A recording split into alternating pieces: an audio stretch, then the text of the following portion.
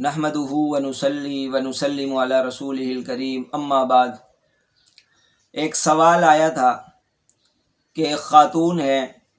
5واں رمضان گزر رہا ہے کہ ہر سال رمضان میں حمل سے ہوتی ہیں اور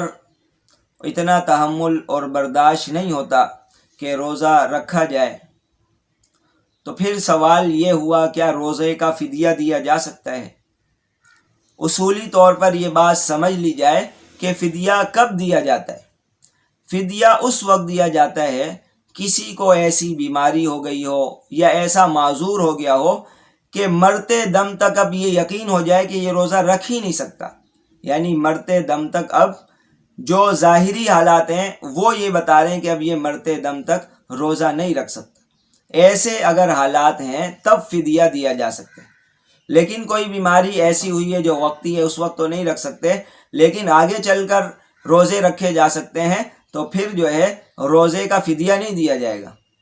اب یہی مسئلہ لے لیں کہ 5واں رمضان گزر رہا ہے کہ وہ حمل سے ہیں، تو ظاہر سی بات ہے حمل کے بعد اور بھی سال میں دن ملیں گے، خاص طور پر جو سردیوں کے دن ہوتے ہیں چھوٹے، تو اس میں آرام سے روزوں کی قضا کی جا سکتی ہے۔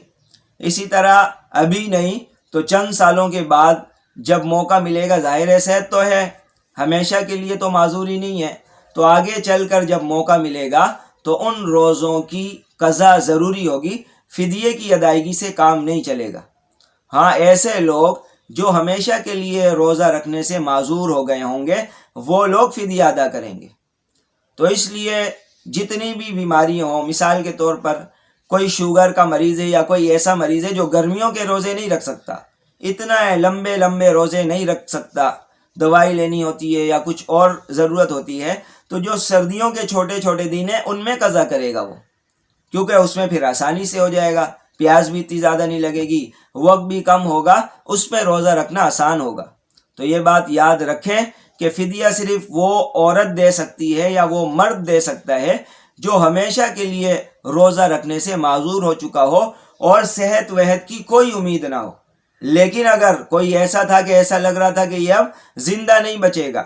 اور بس اب صحت نہیں ملے گی، لیکن اس کے بعد صحت مند ہو گیا، تو وہ جو فدیہ دیا ہے وہ کالعدم ہو جائے گا، اس کے بعد اس کو دوبارہ روزے کی قضا کرنی پڑے گی۔